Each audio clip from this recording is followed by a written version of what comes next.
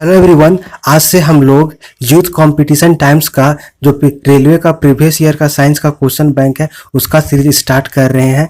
इस बुक में साइंस के जितने भी प्रीवियस ईयर के क्वेश्चन 2014 से लेकर 2020 तक रेलवे के जितने भी एग्जाम हुए हैं सारे का क्वेश्चन बैंक इसमें दिया हुआ है। इसमें रेलवे के 2014 से लेकर 2020 तक जितने भी जैसे group D, NTPC, RRB, JE, ALP, stage 1-2, RPF constable, SI और जितने भी एग्जाम हुए सारे एग्जाम के क्वेश्चन को इसमें चैप्टर वाइज और टॉपिक वाइज बहुत ही अच्छे से दिया हुआ है। अगर आप इस बुक को बना लेते हैं तो आपके जितने भी आने वाले रेलवे के एग्जाम में जैसे कि ग्रुप डी, एनटीपीसी, तो सारे एग्जाम में यहाँ से क्वेश्चन रिपीट करेंगे और आपका प्रिपरेशन बहुत ही अच्छा हो जाएगा। हम लोग यूथ कंपटीशन टाइम्स का रेलवे का प्रीवियस ईयर का क्वेश्चन बैंक इसमें 2014 से लेकर 20,000 तक के सारे एग्जाम्स के क्वेश्चन के दिए हुए हैं। इसका बायोलॉजी का वीडियो सीरीज कर रहे हैं। ये इसका पार्ट 5 वीडियो है। इससे पहले पार्ट 4 वीडियो में हम लोग चैप्टर 4 के सारे क्वेश्चंस को डिस्कस कर चुके थे, यानी कि अभी तक हम लोग बायोलॉजी के क्वेश्चन नंबर 170 तक डिस्कस कर चुके हैं। आज के इस पार्ट 5 वीडियो में हम लोग चैप्टर 5 अनुवांशिकी को डिस्कस करेंगे। तो चलिए आज का वीडियो हम लोग स्टार्ट करते हैं। इसमें फर्स्ट क्वेश्चन है, यौन प्रजनन में माता पिता का योगदान होता है। इसका करेक्ट आंसर है ऑप्शन ए, अपने जीन का आधा हिस्सा। अब हम लोग इसका एक्सप्लेनेशन देखते हैं। तो लैंगिक प्रजनन द्वारा संतति में निर्माण में दो युग्मकों का संयोजन होता है जिनमें अनुगणित गुणसूत्रों का एक समूह होता है। युग्मनज का निर्माण विशिष्ट द्विगुणित कोशिकाओं से होता है। किससे? तो युग्मनज का निर्माण विशिष्ट द्विगुणित कोशिकाओं से होता है। यह विशिष्ट प्रकार का कोशिका विभाजन है। क्या है? यह विशिष्ट प्रकार का कोशिका विभाजन है जिनके द्वारा बनने वाली अनुगुणित संतति कोशिकाओं में गुणसूत्रों की संख्या आधी हो जाती है। क्या होती? तो गुणसूत्रों की संख्या आधी हो जाती है। इस प्रकार के विभाजन को अर्धसूत्री विभाजन कहते हैं। क्या कहते हैं? इस प्रकार के विभाजन को अर्धसूत्री विभाजन कहते हैं। लैंगिक जनन करने वाले जीवधारियों के जीवन चक्र में अर्धसूत्री विभाजन द्वारा अनुगणित अवस्था उत्पन्न होती है एवं निषेचन द्वारा द्विगुणित अवस्था पुनः स्थापित होती है।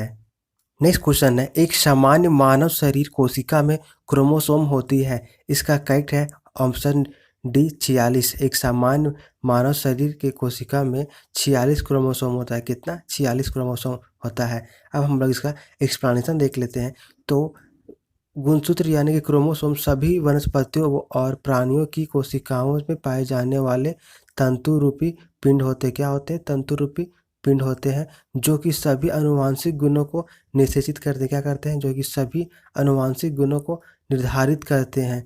प्रत्येक प्रजाति के गुणसूत्रों की संख्या निश्चित रहती है। क्या होती है? तो प्रत्येक प्रजाति के गुणसूत्रों की संख्या निश्चित रहती है। मानव में गुणसूत्रों की संख्या 46 यानी कि 23 जोड़े होती। कितना?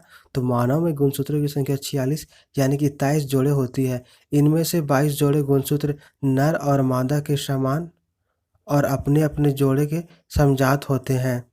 इन्हें सम्मिलित रूप से समजात गुणसूत्र कहते हैं। 23वें गुणसूत्र के गुणसूत्र और स्त्री और पुरुष में समान नहीं होते हैं जिन्हें विषमजात गुणसूत्र कहते हैं। पुरुषों में 23वां जोड़ा XY तथा महिलाओं में XX होता है। यही गुणसूत्र लिंग का निर्धारण करते हैं। नेक्स्ट क्वेश्चन है, मानव शरीर की एक कोशिका में कितने गुणसूत्र होते हैं? इसका करेक्ट आंसर है ऑप्शन सी 46। मानव शरीर की एक कोशिका में 46 गुणसूत्र होते हैं। कितना? 46 यानी कि 23 जोड़े गुणसूत्र होते हैं। नेक्स्ट क्वेश्चन, गुणसूत्र किससे संबंधित है? इसका करेक्ट आंसर है ऑप्शन सी अनुवांशिक लक्षणों के संचारण से। किससे? तो गुणसूत्र अनुवांशिक लक्षणों के संचारण से संबंधित है। अब हम लोग इसका एक्सप्लेनेशन देखते हैं। तो गुणसूत्र आनुवांशिक लक्षणों के संचारण से संबंधित है। गुणसूत्र के द्वारा आनुवांशिक गुण एक पीढ़ी से दूसरी पीढ़ी में जाते हैं। किसके द्वारा? तो गुणसूत्र के द्वारा आनुवांशिक गुण एक पीढ़ी से दूसरी पीढ़ी में जाते हैं। अर्थात गुणसूत्र आनुवांशिक गुणों के वाहक होते हैं। क्या? तो बोल रहा है गुणसूत्र आनुवांशिक गुणों के वाहक होते हैं। गुणसूत्र का निर्माण डीएनए व प्रोटीन से होता है। किससे? तो गुणसूत्र का निर्माण डीएनए और प्रोटीन से होता है। नेक्स्ट क्वेश्चन है, उस बिंदु का क्या नाम है जिस पर क्रोमोसोम में क्रोमेटिन जुड़ते हैं? इसका करेक्ट आंसर है ऑप्शन बी सेंट्रोमियर। क्या है? सेंट्रोमियर। अब हम लोग इसका एक्सप्लेनेशन देखते हैं। तो प्रत्येक गुणसूत्र में एक प्राथमिक संकीर्णन मिलता है जिसे गुणसूत्र बिंदु यानी कि सेंट्रोमियर कहते हैं। गुणसूत्रों में क्रोमेटिन इसी बिंदु पर जुड़ते हैं, किस पर, तो इसी बिंदु पर जुड़ते हैं। इस पर बिंब आकार की संरचना मिलती है, किस प्रकार, तो बिंब आकार की संरचना मिलती है, जिन्हें काइनेटोटोकार कहते हैं। क्या कहते हैं? काइनेटोकार कहते हैं। गुणसूत्र बिंदु के आधार पर गुणसूत्रों को 4 प्रकार में विभाजित किया गया है। इसमें पहला है मध्य केंद्री। तो वैसे गुणसूत्र में गुणसूत्र बिंदु गुणसूत्रों के बीचों बीच स्थित होता है, जिनमें गुणसूत्र की 2 भुजाएं बराबर लंबाई की होती है। नेक्स्ट इसमें उपमध्य केंद्री। तो इसमें गुणसूत्र बिंदु गुणसूत्र के मध्य से हटकर होता है। किससे? तो मध्य से हटकर होता है, जिसके परिणाम स्वरूप एक छोटे तथा एक भुजा बड़ी होती है। क्या होती है? तो इसमें एक भुजा छोटी तथा एक भुजा बड़ी होती है। नेक्स्ट है अग्र बिंदु। तो इस गुणसूत्र में गुणसूत्र बिंदु गुणसूत्र के बिल्कुल किनारे पर मिलता है। कहाँ पर? तो बिल्कुल किनारे पर मिलता है, जिससे एक भुजा अत्यंत छोटी तथा एक बहुत बड़ी होती। क्या होती है? तो इसमें एक भुजा अत्यंत छोटी और एक बहुत बड़ी होती है। फिर इसमें चौथा है अंतः केंद्री। तो इस गुणसूत्र में गुणसूत्र बिंदु गुणसूत्र के शीर्ष पर होते हैं। कहाँ पे होते हैं? तो गुणसूत्र बिंदु गुणसूत्र के शीर्ष पर होता है। नेक्स्ट क्वेश्चन है रिक्त स्थानों में सबसे उपयुक्त विकल्प भरें। यदि एक पौधे का समजीनी TTRR है तो समलक्षणी होगा। इसका करेक्ट आंसर है ऑप्शन सी, बौना और गोल। क्या होगा? बौना और गोल होगा। अब हम लोग इसका एक्सप्लेनेशन देखते हैं। तो मेंडल ने पाया कि F1 विषम युग्मिक की RR का फिनोटाइप दिखने में बिल्कुल RR जनक के समान होता है। किसके? तो RR जनक के समान होता है। इसलिए उसने प्रस्ताव किया कि असमान कारकों के जोड़े में कोई एक दूसरे के ऊपर प्रभावी हो जाता है। इसी प्रभाव और दूसरे को अप्रभावी नाम दिया। क्या? इसे प्रभावी और दूसरे को अप्रभावी नाम दिया।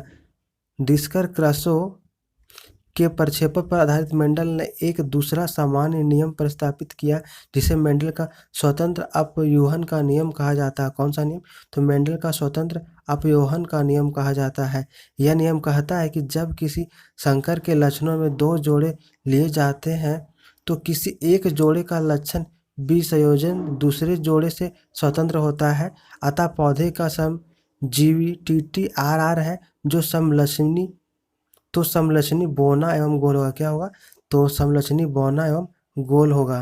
नेक्स्ट क्वेश्चन है मटर के पौधे में पाए जाने वाला गुण निम्न में से कौन सा नहीं है। तो करेक्ट आंसर है ऑप्शन ए, झुर्रीदार बीज। तो झुर्रीदार बीज मटर के पौधे में पाए जाने वाला गुण नहीं है। मेंडल ने मटर के पौधे के उन लक्षणों पर विचार किया जो सर्वथा विपरीत थे। क्या थे? जो सर्वथा विपरीत थे। फिर मेंडल ने लक्षण और उसके प्रभावी लक्षण और अप्रभावी लक्षण के बारे में बताया। जिसमें पहला है बीज का आकार। तो इसका प्रभावी लक्षण है गोल और इसका अप्रभावी लक्षण झुर्रीदार।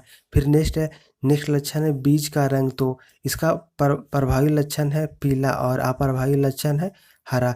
फिर नेक्स्ट है लक्षण है फूल का रंग। तो इसका प्रभावी लक्षण है बैंगनी और अप्रभावी लक्षण है सफ़ेद।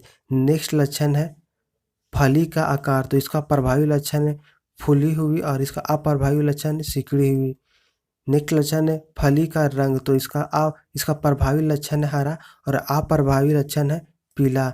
नेक्स्ट लक्षण है पुष्प की स्थिति। तो इसका प्रभावी लक्षण है अच्छी और अप्रभावी लक्षण है अन्य। नेक्स्ट है लक्षण है तने की ऊंचाई। तो इसका प्रभावी लक्षण है लंबा और अप्रभावी लक्षण है बौना। नेक्स्ट क्वेश्चन है डैश आनुवांशिक सामग्री के वाहक है। इसका करेक्ट आंसर है ऑप्शन बी, जीन। तो जीन आनुवांशिक सामग्री के वाहक है। अब हम लोग इसका एक्सप्लेनेशन देखते हैं। तो जीन सभी जीवों में आनुवांशिक लक्षणों के संचरण के वाहक होते हैं। क्या होते हैं? संचरण के वाहक होते हैं। सभी जीवों में आनुवांशिक लक्षणों को नियंत्रण एवं संचरण आनुवांशिक इकाइयों द्वारा होता है। किसके द्वारा? आनुवांशिक इकाइयों द्वारा होता है। मेंडल ने इन्हें कारक जबकि जोहानसन ने जीन कहा। क्या कहा? मेंडल ने इन्हें कारक जबकि जोहानसन ने इन्हें जीन कहा। नेक्स्ट क्वेश्चन है वनस्पति भागों या बीज के बजाय कोशिकाओं के माध्यम में नए पौधे को उगाना कहा जाता है। इसका करेक्ट आंसर है ऑप्शन है टिश्यू कल्चर। अब हम लोग इसका एक्सप्लेनेशन देखते हैं। तो टिश्यू कल्चर या पादप ऊतक संवर्धन एक ऐसी तकनीक है जिसमें किसी भी पादप ऊतक जैसे जड़, तना, पुष्प आदि को निर्मित परिस्थितियों में पोषक माध्यम पर उगाया जाता है। किस पर?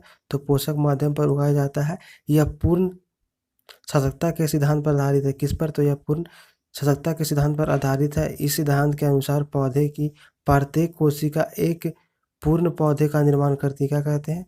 निर्माण करने में सक्षम है।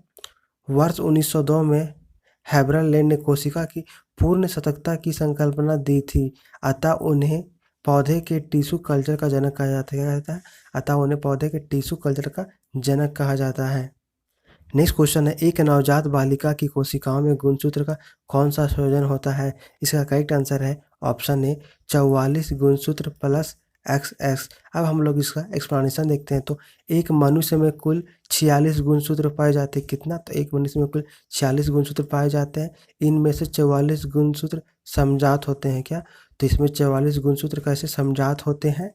समजात गुणसूत्र स्त्री और पुरुष के में समान होते हैं। क्या होता है? तो समजात गुणसूत्र स्त्री और पुरुष में समान होता है। पुरुष में 23वीं जोड़ी के असमान गुणसूत्रों को हेट्रोसोम्स या लिंग गुणसूत्र कहते हैं। इनमें एक्स वाई इसे क्या इन्हें एक्स वाई से दर्शाते हैं। किसे? तो इन्हें एक्स वाई से दर्शाते हैं। स्त्रियों में 23वीं जोड़ी गुणसूत्र भी समजात होते हैं। इन्हें एक्स एक्स से दर्शाते हैं। किससे? तो इन्हें एक्स एक्स से दर्शाते हैं। अतः एक नवजात बालिका की कोशिकाओं में 44 गुणसूत्र प्लस एक्स एक्स का संयोजन होता है। नेक्स्ट क्वेश्चन है, निम्नलिखित में से कौन सा कथन सत्य है? इसका करेक्ट आंसर है ऑप्शन डी द्विगुणित जीव जिनमें लिंग अलग अलग होते हैं कि द्विगुणित कोशिकाओं में गुणसूत्रों का एक विशेष जोड़ा होता है जो लिंग का निर्धारण करता है और इन्हें हम लिंग गुणसूत्र कहते हैं। अब हम लोग इसका एक्सप्लेनेशन देखते हैं। तो सभी वनस्पतियों और प्राणियों में गुणसूत्रों की एक निश्चित संख्या होती है। तो गुणसूत्रों की एक निश्चित संख्या होती है। मानवों में गुणसूत्र की संख्या 46। कितना? तो मानव में गुणसूत्रों की संख्या 46 होती है, जिनमें 22 गुणसूत्र स्त्रियों और पुरुषों में समान होते हैं। कितना? तो 22 गुणसूत्र स्त्री और पुरुष दोनों में समान होते हैं। इन्हें ऑटोसोम्स कहते क्या कहते हैं? इन्हें ऑटोसोम्स कहते हैं। जबकि 23वीं जोड़ी के गुणसूत्र स्त्रियों और पुरुषों में असमान होते हैं। क्या बोल रहा? तो 23वीं जोड़ी का जो गुणसूत्र होता है वो स्त्रियों और पुरुषों में असमान यानी कि अलग अलग होता है। इसे हेट्रोसोम्स कहते हैं। इसको हेट्रोसोम्स कहते हैं। इसी के द्वारा लिंग का निर्धारण होता है। किसके द्वारा? तो हेट्रोसोम्स के द्वारा लिंग का निर्धारण होता है। अतः इन्हें लिंगी गुणसूत्र कहते हैं। इसलिए इन्हें लिंगी गुणसूत्र भी कहते हैं। मनुष्य में गुणसूत्रों की संख्या 22 प्लस एक्स वाई तथा स्त्रियों में गुणसूत्रों की संख्या 22 प्लस एक्स एक्स होती है। टीडों तथा कुछ कीट के नर में एक लिंगी क्रोमोसोम अनुपस्थित होता है, जबकि मादा में एक समान लिंग गुणसूत्र पाए जाते हैं। इस प्रकार के लिंग निर्धारण को पोटिनर नोटाइप या एक्स एक्स मादा और एक्स वाई नर कहते हैं। नेक्स्ट क्वेश्चन है, बच्चे का लिंग निर्धारण किससे निर्धारित होता है? इसका करेक्ट आंसर ऑप्शन ए गुणसूत्र से। तो बच्चे का लिंग गुणसूत्र से निर्धारित होता है। किससे? गुणसूत्र से निर्धारित होता है। नेक्स्ट क्वेश्चन है, निम्नलिखित में से कौन सा कथन सत्य है? इसका करेक्ट आंसर है ऑप्शन डी एक डीएनए अणु 2 पॉलीन्यूक्लियोटाइड रिबोजोम जैसे एक घुमावदार सीढ़ी का बना होता है। अब हम लोग इसका एक्सप्लेनेशन देखते हैं। तो डीएनए डीऑक्सीराइबोन्यूक्लियोटाइड एक लंबा बहुलक है। क्या है? एक लंबा बहुलक है। डीएनए की लंबाई सामान्यतः इनमें से मिलने वाले न्यूक्लियोटाइड्स पर निर्भर करता है। फिर न्यूक्लियोटाइड्स के 3 घटक होते हैं। कितना? तो न्यूक्लियोटाइड्स के 3 घटक होते हैं, नाइट्रोजनी क्षार, पेंटोज शर्करा और फॉस्फेट ग्रुप। द्विकुंडला डीएनए की संरचना खास विशेषताएं निम्न है। इसमें पहला है, यह 2 पतली न्यूक्लियोटाइड श्रृंखलाओं का बना होता है। क्या? तो यह 2 पतली न्यूक्लियोटाइड श्रृंखलाओं का बना होता है, जिसका आधार शर्करा फास्फेट का बना होता है। किसका? इसका आधार शर्करा फास्फेट का बना होता है और क्षार भीतर की ओर प्रक्षेपी होता है। किधर? तो क्षार भीतर की ओर प्रक्षेपी होता है।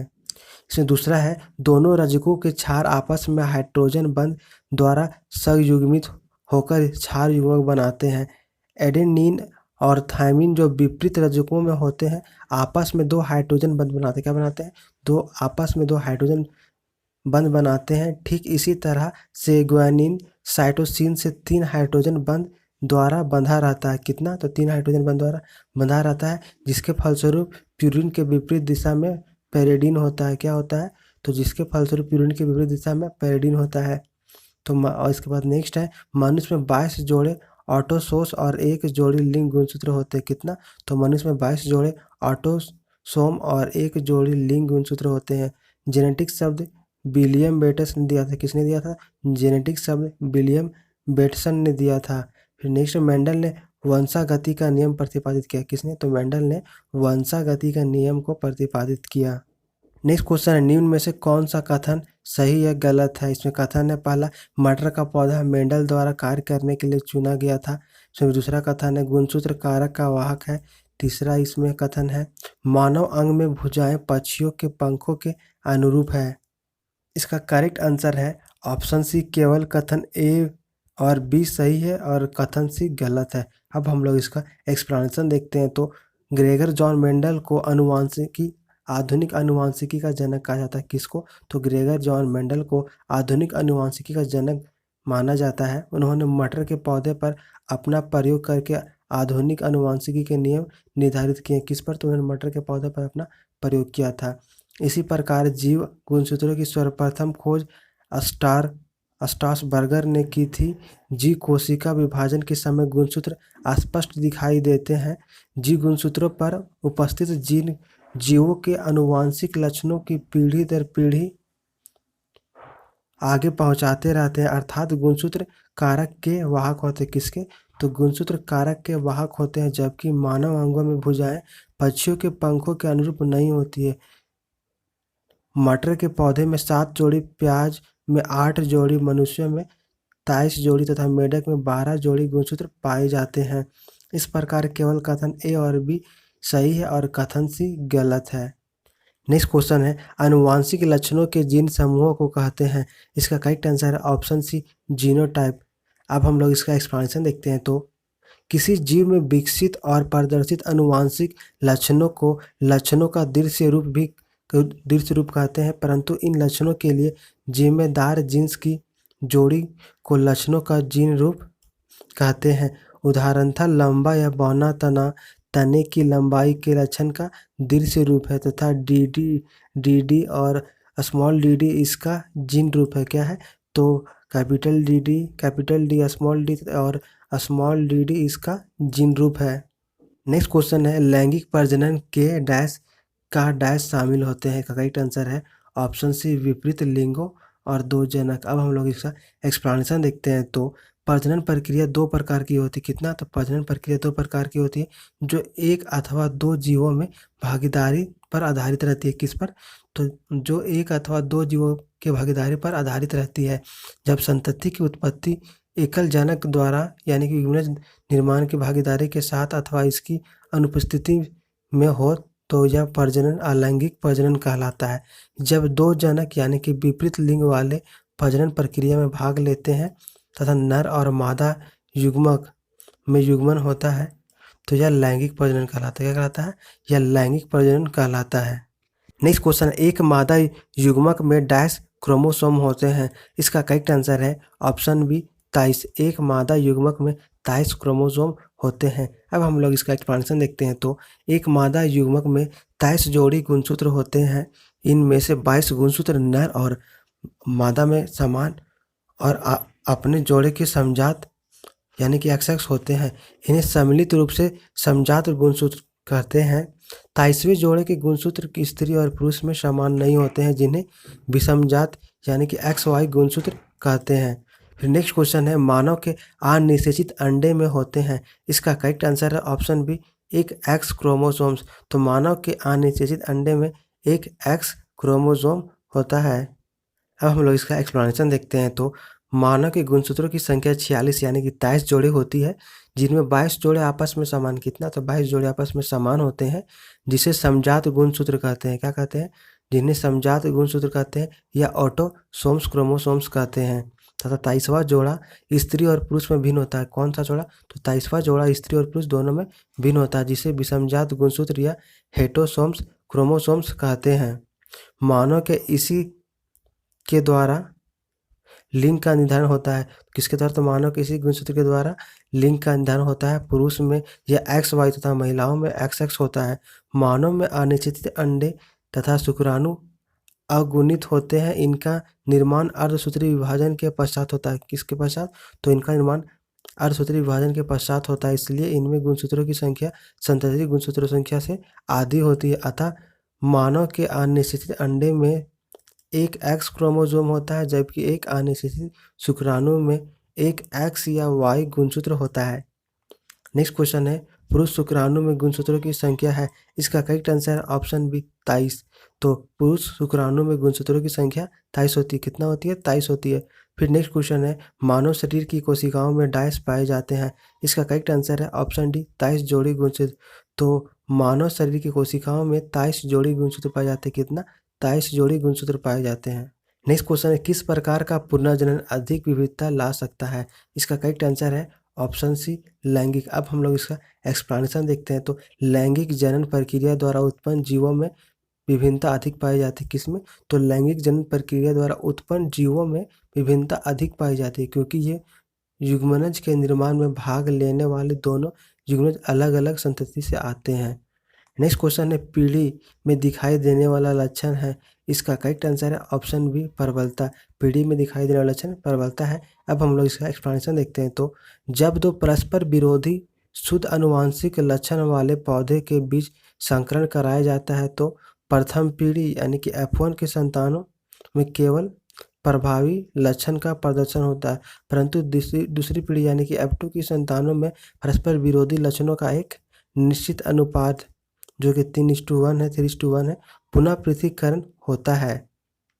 नेक्स्ट क्वेश्चन है, डायस ने वंशानुक्रम के नियमों को प्रतिपादित किया था, इसका करेक्ट आंसर है ऑप्शन है ग्रेगर मेंडल। ग्रेगर मेंडल ने वंशानुक्रम के नियमों को प्रतिपादित किया था। अब हम लोग इसका एक्सप्लेनेशन देखते हैं। तो जीवों में एक पीढ़ी से दूसरी पीढ़ी में जाने वाले लक्षणों को वंशानुगत कहते, क्या कहते हैं? वंशानुगत कहते हैं। वंशागत के नियम सबसे पहले ग्रेगर जॉन मेंडल ने देता है, इसलिए मेंडल को आधुनिक आनुवंशिकी का पिता कहा जाता है। क्या कहता है? आधुनिक आनुवंशिकी का पिता कहा जाता है। मेंडल ने अपने नियम उद्यान मटर पर किए गए प्रयोगों से बनाए थे। आनुवंशिकता के संदर्भ में मेंडल ने 3 नियम दिए हैं। इसमें पहला है प्राथमिकता का नियम, दूसरा है पृथक्करण का नियम, तीसरा है स्वतंत्र अपवहन का नियम। नेक्स्ट क्वेश्चन है, मनुष्य जाति के एक पुरुष को उसके एक्स क्रोमोसोम उसकी डायस से प्राप्त होते हैं, इसका करेक्ट आंसर है ऑप्शन बी माता। अब हम लोग इसका एक्सप्लेनेशन देखते हैं। तो पुरुष में एक्स वाई गुणसूत्र होता है, कौन सा? तो पुरुष में एक्स वाई गुणसूत्र होता है, जबकि महिला में एक्स एक्स होता है। तो कौन? तो जबकि महिला में एक्स एक्स गुणसूत्र होता है। भ्रूण का युग्मनज बनते वक्त माता सदैव एक्स गुणसूत्र देती है। कौन? तो माता सदैव एक्स गुणसूत्र देती है, तथा पिता का एक्स या वाई दोनों में से कोई भी एक संयोजित हो सकता है। पुरुष का गुणसूत्र ही लिंग निर्धारक होता है, यानी कि पुरुष का गुणसूत्र ही लिंग का निर्धारण करता है।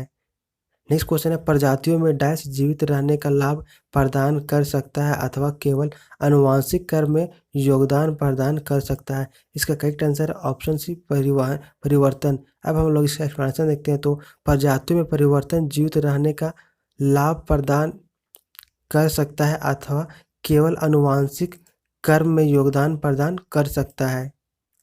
नेक्स्ट क्वेश्चन है, माता पिता से संतानों में शारीरिक या मानसिक गुणों के संचरण को डायस कहा जाता है, इसका करेक्ट आंसर है ऑप्शन डी आनुवंशिकता। तो इसका अब हम लोग इसका एक्सप्लेनेशन देखते हैं। तो माता पिता यानी कि जनक जीवों से संतानों में शारीरिक अथवा मानसिक गुणों लक्षणों के संचरण को आनुवंशिकता कहा जाता है। आनुवंशिकता के नियमों एवं क्रियाविधि के अध्ययन को आनुवंशिकी कहा जाता है। क्या कहता है? आनुवंशिकी कहा जाता है।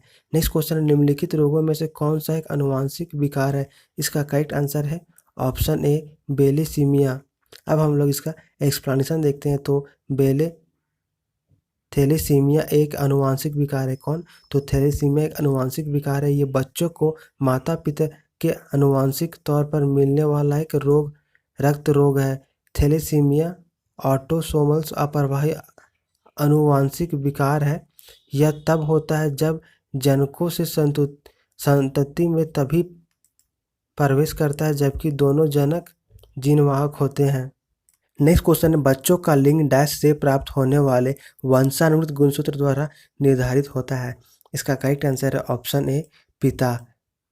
तो बच्चों में लिंग का लिंग पिता से प्राप्त होने वाले वंशानुगत गुणसूत्र द्वारा निर्धारित होता है।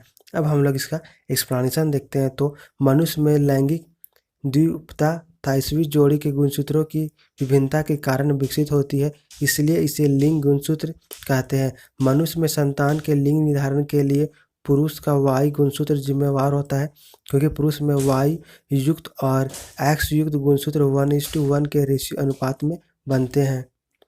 नेक्स्ट क्वेश्चन है, मानवों में नर युग्मक इनमें से कौन सी गुणसूत्र का वाहक होता है? इसका करेक्ट आंसर है या तो एक्स या तो वायु। मानवों में नर युग्मक या तो एक्स या तो वाई गुणसूत्र का वाहक होता है।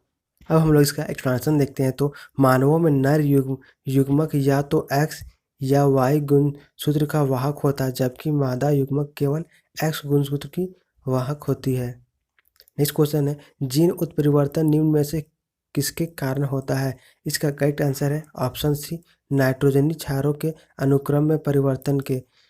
तो जीन उत्परिवर्तन नाइट्रोजनी क्षारों के अनुक्रम में परिवर्तन के कारण होता है। किसके कारण?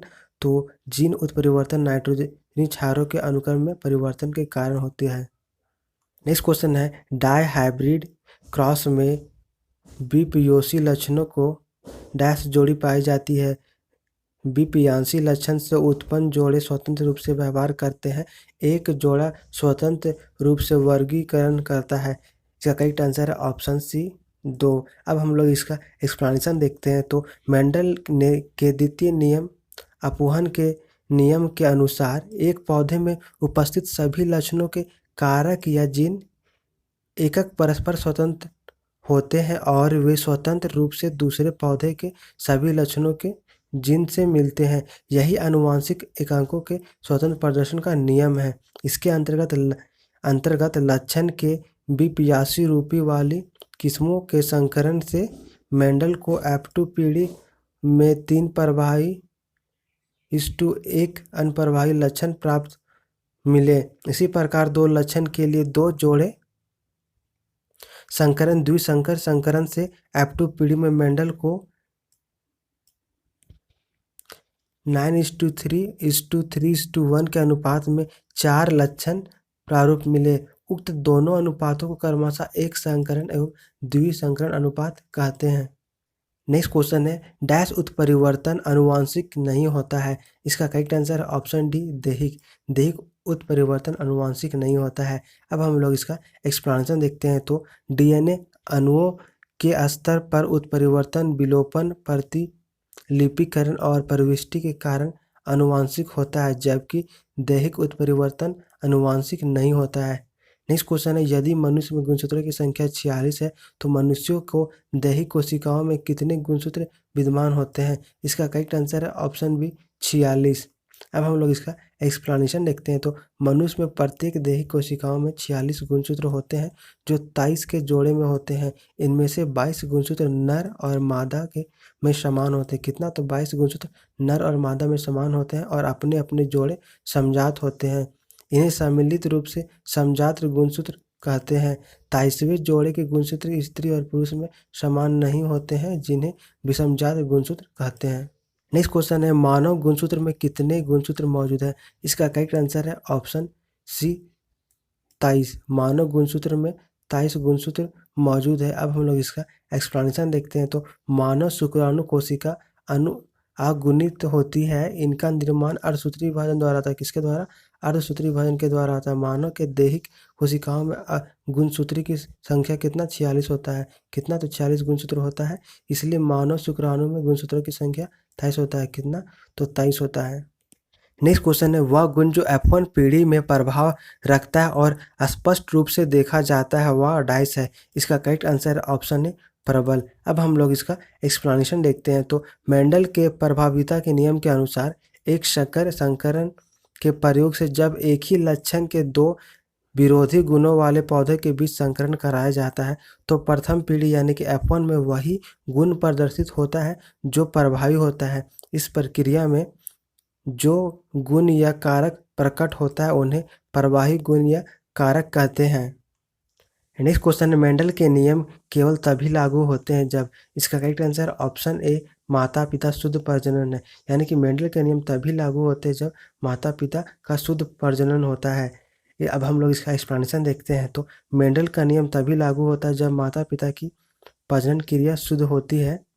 मेंडल ने जब मटर के शुद्ध लंबे टीटी और शुद्ध बौने स्मॉल टीटी पौधे के मध्य संकरण कराया तो प्रथम पीढ़ी के सभी पौधे लंबे प्राप्त हुए। और जब मेंडल ने प्रथम पीढ़ी से प्राप्त पौधे के स्वपरागण कराया तो 25% शुद्ध लंबे यानी कि कैपिटल टीटी और 50% सक्रिय लंबे यानी कि कैपिटल टी स्मॉल टी तथा 25% शुद्ध बौने यानी कि स्मॉल टी पौधे प्राप्त हुए, जिनका फिनोटाइप अनुपात 3:1 था।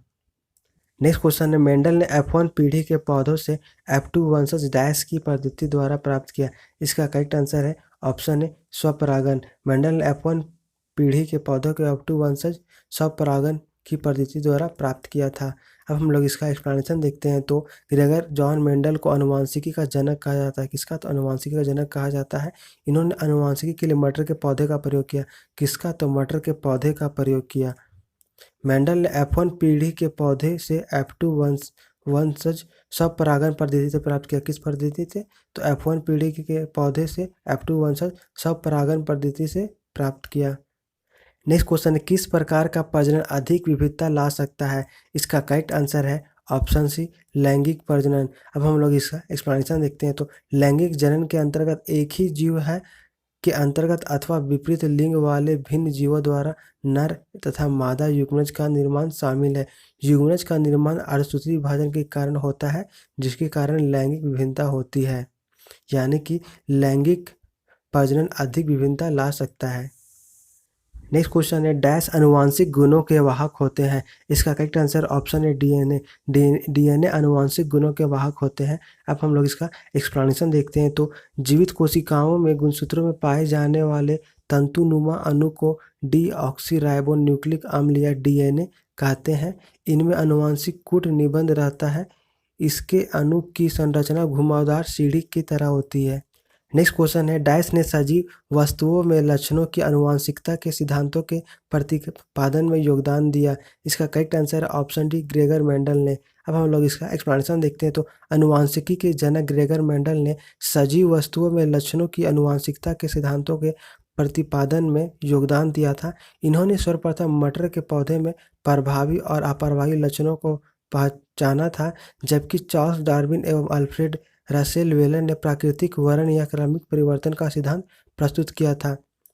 इनके सिद्धांत को विकासवाद का सिद्धांत भी कहा जाता है। क्या कहा जाता है? इनके सिद्धांत को विकासवाद का सिद्धांत भी कहा जाता है। चार्ल्स डार्विन का मत था कि प्राकृतिक क्रमिक परिवर्तन द्वारा अपना विकास करती है। किसके द्वारा? तो चार्ल्स डार्विन का मत था कि प्रकृति क्रमिक परिवर्तन के द्वारा अपना विकास करती है। नेक्स्ट क्वेश्चन है, 556 गोल हरे और सिकुड़े पीले बीजों के हाइब्रिड क्रॉस में डैश बीज गोल और पीले होते हैं। इसका करेक्ट आंसर है ऑप्शन डी 315। अब हम लोग इसका एक्सप्लेनेशन देखते हैं। तो मेंडल ने द्विसंकरीय क्रॉस के लिए गोल तथा पीले बीज व हरे एवं झुर्रीदार बीज से उत्पन्न बीजों का क्रॉस कराया, तो उसने गोल तथा पीला बीज परवाही होते हैं, अर्थात 556 गोल हरे और झुर्रीदार पीले वाले बीज के संकरीर्ण क्रॉस में 315 गोल पीले बीज सबसे अधिक होते हैं। अतः F2 पीढ़ी के पौधे का फिनोटाइप अनुपात 9:3:3:1 प्राप्त हुआ है। नेक्स्ट क्वेश्चन है, F2 जनरेशन में फेनोटाइपिक अनुपात डैश होता है। इसका करेक्ट आंसर है ऑप्शन बी F2 जेनरेशन में फेनोटाइपिक अनुपात 9:3:3:1 होता है। कितना? तो 9:3:3:1 होता है। नेक्स्ट क्वेश्चन है, एलील होते हैं। इसका करेक्ट आंसर है ऑप्शन बी जीन का वैकल्पिक रूप। तो क्या? तो एलील जीन का वैकल्पिक रूप होते हैं। अब हम लोग इसका एक्सप्लेनेशन देखते हैं। तो जब एक ही जीन में दो अलग अलग लक्षण मौजूद होते हैं तो उन्हें एलील कहते हैं। क्या कहते हैं? जब एक ही जीन में दो अलग अलग लक्षण, एक जीन है और उसमें दो अलग अलग लक्षण है, तो उसको एलील कहते हैं। यह जीन का वैकल्पिक रूप होता है। किसका? तो यह जीन का वैकल्पिक रूप होता है। नेक्स्ट क्वेश्चन है, आनुवंशिकता के नियम किसने प्रतिपादित किए थे? इसका करेक्ट आंसर है ऑप्शन सी ग्रेगर मेंडल। अब हम लोग इसका एक्सप्लेनेशन देखते हैं। तो अनुवांशिकता के नियम का प्रतिपादन ग्रेगर मेंडल ने किया था। किसने? ग्रेगर मेंडल ने किया था। ग्रेगर मेंडल ने अपने वैज्ञानिक खोजों से आधुनिक अनुवांशिकी की नींव डाली, इसलिए इन्हें अनुवांशिकी का पिता कहा जाता है। विश्वास और प्रथाओं का एक संग्रह जिसका उद्देश्य मानव आबादी की आनुवंशिक गुणवत्ता के सुधार लाना होता है, यह किस आनुवंशिकी के क्षेत्र को कहा जाता है? इसका करेक्ट आंसर है ऑप्शन डी यूनिनिक्स।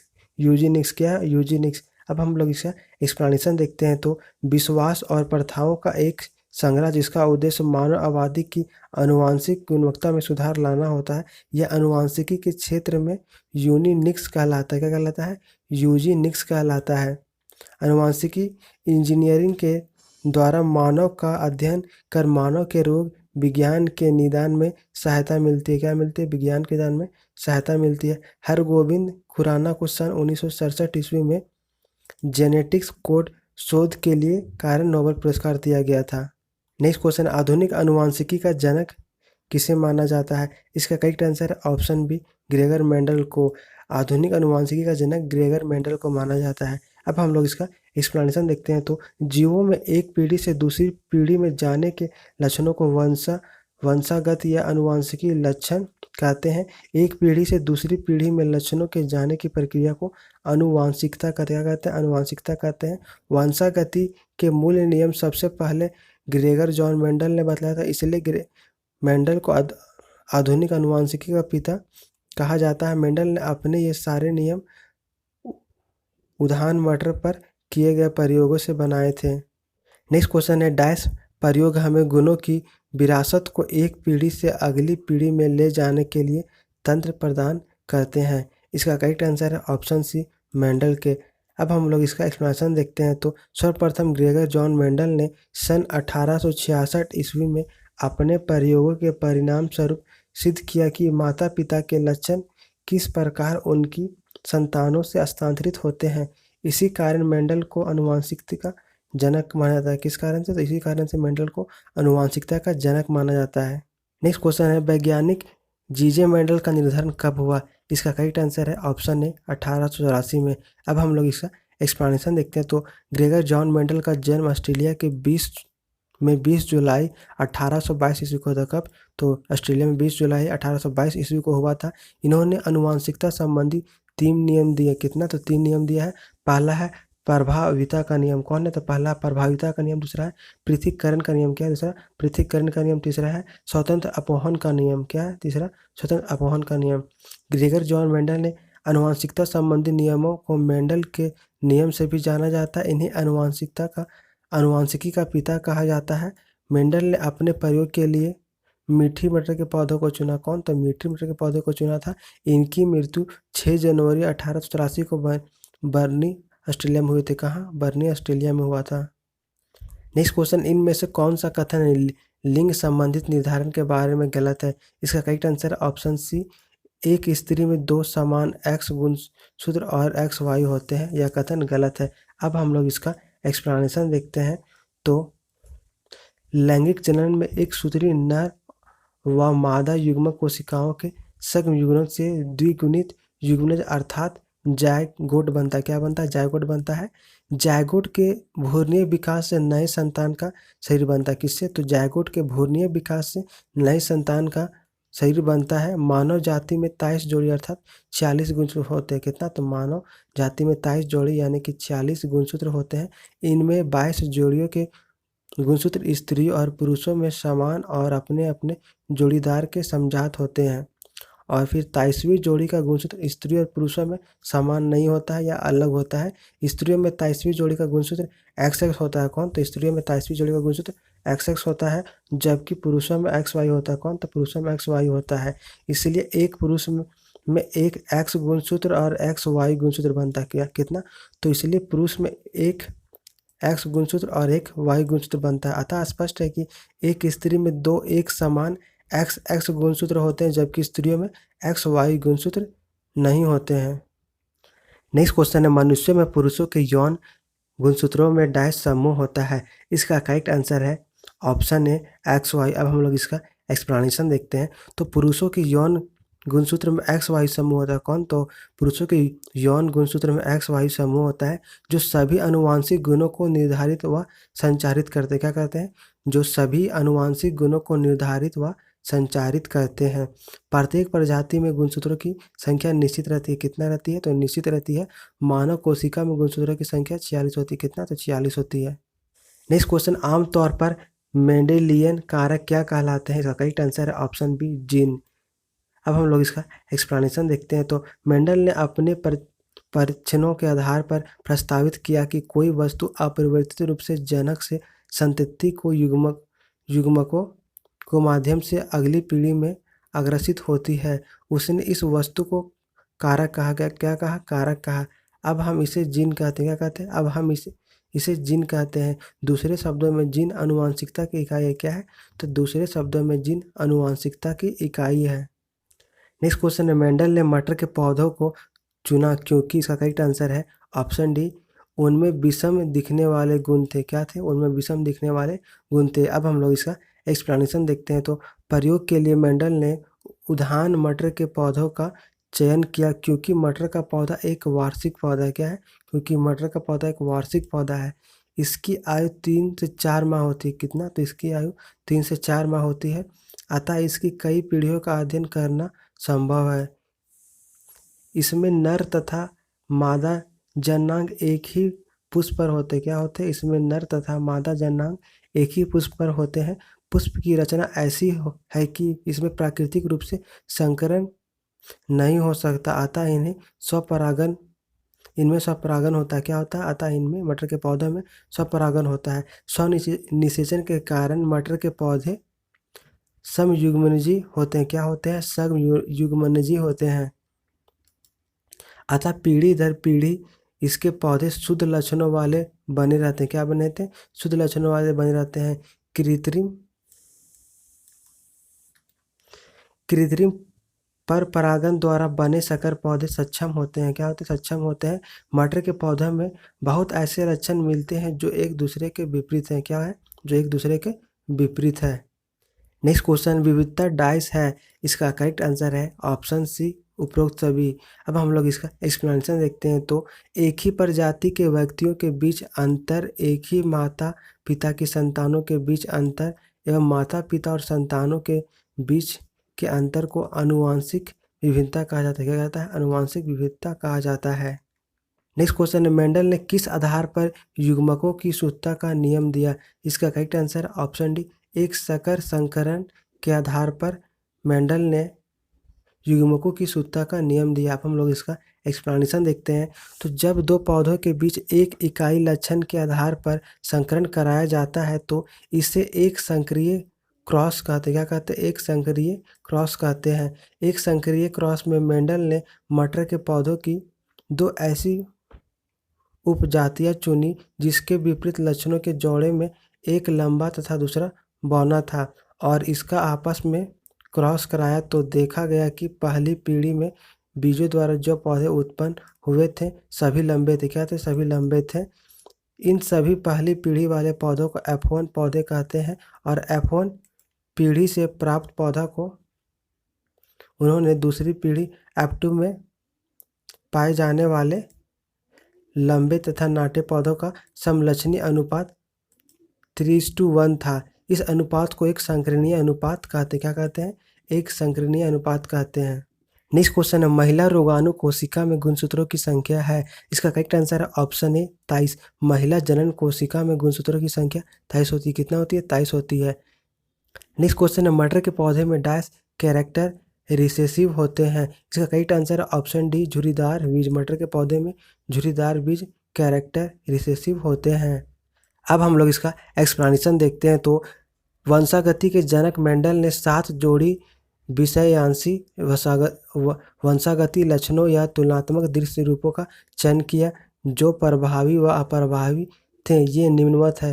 पहला इसमें कि उनका लक्षण है, फिर प्रभावी और अप्रभावी लक्षण है। तो इसमें पहला लक्षण है तने की लंबाई, तो इसका अप्रभावी लक्षण लंबापन है और इसका अप्रभावी लक्षण बौनापन है। दूसरा है पुष्पों की स्थिति, तो इसका प्रभावी लक्षण अक्षीय था और इसका अप्रभावी लक्षण अग्रस्त था। तीसरा लक्षण है पुष्पों का रंग, तो इसका प्रभावी लक्षण बैंगनी था और अप्रभावी लक्षण सफ़ेद था। फिर इसमें चौथा लक्षण फली का रूप, तो इसका अप्रभावी लक्षण फूले हुए थे और अप्रभावी लक्षण सक्रिय है। पांचवा इसमें लक्षण है फली का रंग, तो इसका प्रभावी लक्षण हरा था और अप्रभावी लक्षण पीला था। फिर इसमें छठा है बीजों का लक्षण पीला था और इसका अप्रभावी लक्षण हरा था। फिर इसमें नेक्स्ट था बीज का आकार, तो इसका प्रभावी लक्षण गोल था और अप्रभावी लक्षण झुर्रीदार था। नेक्स्ट क्वेश्चन है निम्नलिखित में से कौन सी विशेषता मटर के एक पौधे से अप्रभावी होती है? इसका करेक्ट आंसर है ऑप्शन बी झुर्रीदार बीज। झुर्रीदार बीज विशेषता मटर के एक पौधे में अप्रभावी होती है। नेक्स्ट क्वेश्चन है इनमें से कौन सा पुरुषों में पाया जाता है? इसका करेक्ट आंसर ऑप्शन है वायु गुणसूत्र। वायु गुणसूत्र पुरुषों में पाया जाता है। अब हम लोग इसका एक्सप्लेनेशन देखते हैं। तो स्त्री में गुणसूत्र का स्वरूप XX तथा पुरुष में XY होता है, इसलिए स्त्री द्वारा उत्पादित सभी अगुणित युग्मकों में X लिंग गुणसूत्र होते हैं, जबकि पुरुष युग्मकों में लिंग गुणसूत्र या तो Y या X लिंग गुणसूत्र होते हैं, इसलिए 50% शुक्राणु में Y लिंग गुणसूत्र होते हैं। नेक्स्ट क्वेश्चन है वंशानुक्रम की इकाई है? इसका correct answer option D gene. तो वंशानुक्रम की इकाई क्या है? जीन है। अब हम लोग इसका एक्सप्लेनेशन देखते हैं। तो गुणसूत्रों पर स्थित DNA की बनी अति सूक्ष्म रचनाएं जो अनुवांशिक लक्षणों को धारण करती है एवं उन्हें एक पीढ़ी से दूसरी पीढ़ी में स्थानांतरित करती है, जीन कहलाती है। क्या कहलाती है? जीन कहलाती है। जीन वंशानुक्रम की मूलभूत इकाई क्या है? तो जीन वंशानुक्रम की मूलभूत इकाई है जो जैविक लक्षणों को निर्धारित करती है। क्या करती है? जो जैविक लक्षणों को निर्धारित करती है। जीन का सर्वप्रथम नामकरण जोहानसन ने 1909 ईस्वी में किया था। किसने? तो जीन का सर्वप्रथम नामकरण जोहानसन ने 1909 कब? 1909 ईस्वी में किया था। नेक्स्ट क्वेश्चन है पुनर्जनन का अर्थ डाइस है। इसका करेक्ट आंसर है ऑप्शन बी पुनर्जनन का अर्थ छोटे खंड से जीव के पूरे शरीर का निर्माण है। अब हम लोग इसका एक्सप्लेनेशन देखते हैं। तो पुनर्जनन में पूर्ण रूपेण विभेदित जीवों में अपने कायिक भाग से नए जीव के निर्माण की क्षमता होती है। किसका? तो नए जीव के निर्माण की क्षमता होती है, अर्थात जीव के क्षत विक्षत होने पर या टुकड़ों में विभक्त हो जाने पर ये टुकड़े वृद्धि कर नए जीव में विकसित हो जाते हैं। किसमें? तो नए जीव में विकसित हो जाते हैं। इस निर्माण की प्रक्रिया को पुनरुद्भवन या पुनर्जनन कहा जाता है। वयस्क के शरीर पर एक कलिका उत्पन्न होती है, बाद में यह कलिका पूर्ण वृद्धि के बाद शरीर से अलग होकर नया जीव बनाती है। इस प्रकार का जनन मुकुलन कहलाता है। इस प्रकार का जनन मुकुलन कहलाता है। अगर यह वीडियो आपको अच्छा लगा तो वीडियो को लाइक और शेयर करें, साथ ही चैनल को सब्सक्राइब करें। इसके बाद इसका चैप्टर 6 को हम लोग नेक्स्ट वीडियो में डिस्कस करेंगे। Thank you.